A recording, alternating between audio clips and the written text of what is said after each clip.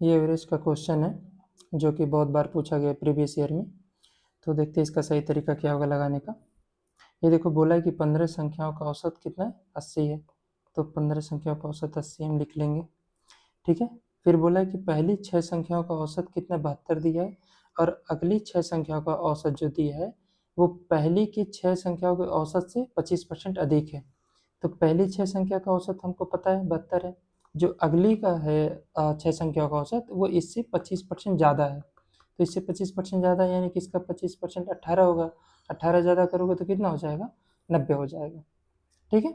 अब फिर बोला है कि 13वीं संख्या 15वीं से 8 अधिक है, 14वीं संख्या 15वीं से 10 कम है। लास्ट में पूछा है कि 13वीं 14वीं संख्या का औसत क्या होगा।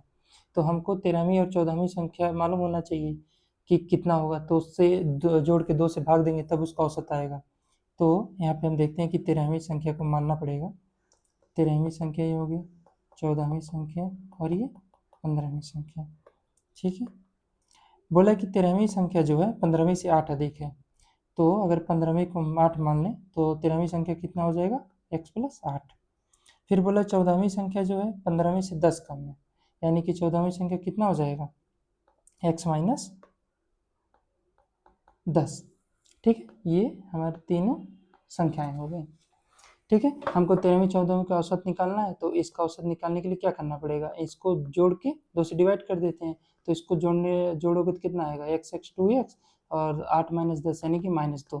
इसका एवरेज हो जाएगा x माइनस 1, 2 कॉमन लोगे तो कट जाएगा। तो अब हमको निकालना क्या पड़ेगा, x। अब x कैसे निकलेगा, देखो यहाँ से ये पहली जो 6 संख्याएं हैं इनका औसत कितना कम है, 80 से 72 यानी कि 8 कम है। तो एक संख्या पे ये कितना कम हो जा रहा है, 8। तो 6 संख्याओं पे कितना कम हो जाएंगे, 48, 6 48। अब इससे देखो ये वाले इससे कंपेयर करो कि 80 से ये जो अंतिम 6 संख्या है जो, या जो अगली 6 संख्या है वो 10 ज़्यादा है। कितना ज़्यादा है, 10। तो ये 6 संख्याओं पे कितना ज़्यादा हो जाएगा, कहोगे 60 ज़्यादा हो जाएगा। ओवरऑल देखा जाए तो हमारा 12 ज़्यादा हो जा रहा है। कहने का मतलब है कि ये जो 12 संख्या हैं ये मिल के 12 एक्स्ट्रा लेके आई हैं। तो जो बची हुई 3 संख्याएं होंगी वो 12 कम लेके आई होंगी। तो बची हुई 3 संख्याओं का एवरेज कितना होगा, तो सबका हमने 80 माना है, मतलब 80। तो इसका भी 3 संख्याओं का 80 होगा, तो यानी कि उनका सम कितना हो जाएगा, 240। ये 3 संख्याओं का सम है। लेकिन क्या ये एक्चुअल उसका सम है, नहीं। ये 6 संख्या, ये जो 12 संख्याएं थी ये 12 ज़्यादा लेके आई थी, तो ये जो होंगी 3 संख्याएं बची हुई इनका सम 12 कम होगा। यानी कि जो 3 संख्या का जो सम होगा वो 228 होगा। अब यहाँ से देखो 13 14 जो 15 हमने माना था, यहाँ से तीनों संख्याओं का सम कितना हो जाएगा, x x x 3x और फिर -2। यानी कि इसके जब हम क्या लिख सकते हैं, 3x -2। तो x का मान यहाँ से निकाल लो, 3x बराबर 230। तो x बराबर 230/3। यहाँ से x का कितना आ जाएगा, 3 7 21 और फिर 3 6 18, फिर 2/3 यानी कि 66, ठीक है। अब यहाँ से देखो x का मान निकल गया, हमने x माइनस 1 एवरेज आया था, तो 76 में से ये घटा देंगे तो 75.66 या 67 कह सकते हो, ठीक है। तो इसका सी ऑप्शन आंसर हो जाएगा, ठीक है। अगला क्वेश्चन देखते हैं। ये प्रॉफिट लॉस का क्वेश्चन है।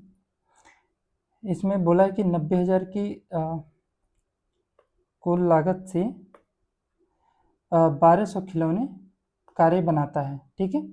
वह 200 कार चैरिटी में दान दे देता है, फिर शेष कार को 120 रुपये प्रति कार के बाजार से 10% की छूट देता है, और फिर ये देखो 8 खिलौने पे 2 कारें यानी 2 बार वो छूट दे रहा है। तो पूछा कि सभी 1200 खिलौने वितरित की गई तो कुल लाभ या हानि। कुल लाभ या हानि कैसे निकालते, यदि हमको CP से SP का रेशियो मिल जाए तो कुल लाभ या हानि का जो परसेंटेज है वो निकल सकता है, ठीक है। तो CP तो हमको पता है कितना दिया है, 90,000। तो हमको सिर्फ निकालना क्या पड़ेगा, सिर्फ SP निकालना, सेलिंग प्राइस निकालना पड़ेगा। अब उसके लिए देखो यहाँ बोला है कि 120 रुपये प्रति कार, यानी कि एक कार का मूल्य कितना रखा है, 120।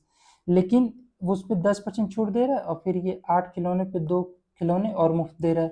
तो 10% छूट देगा तो बेचेगा कितने में, एक मिनट, ये 9/10 में बेचेगा, ठीक है। फिर कह रहा है कि एक छूट और दे रहा है, 8 खिलौने पे 2 मुफ्त दे रहा है। तो ऐसे पढ़े हुए ना कि अगर 4 पे 1 मुफ्त दे रहा है तो छूट कितना हुआ इफेक्टिव, तो 5 इसको जोड़ लेते हैं, यानी कि 5 पे वो 1 मुफ्त दे रहा है। तो यहाँ भी ऐसे ही देखते हैं कि 8 पे 2 मुफ्त दे रहा है, मतलब 10 खिलौने बेच रहा है, तो पैसे कितने के ले रहा है? 8 के ले रहा है। ठीक है, अब ये हो गया एक खिलौनों का मूल्य हो गया। हमको निकालना है 1200 का, लेकिन 1200 का नहीं निकालेंगे क्योंकि 200 उन्होंने ऐसे फ्री में दे दिया है, तो बचे हमारे पास कितने? 1000। ठीक है, अब देखो इससे एक जीरो से एक जीरो, एक जीरो से एक जीरो काट लो इधर, यानी इधर ऐसे 10 बचा। फिर ये इधर भी एक जीरो इधर 2 जीरो काट लो, यानी कि हमारा कितना बचा? 900 इधर, और इधर 12 गुणे 9 गुणे 8। ठीक है, फिर 9 से ये डिवाइड कर दो, 100 बचा, और फिर ये 12 96, यानी कि 100 से कितना? 96, तो 4% का लॉस हो जाएगा। ठीक है।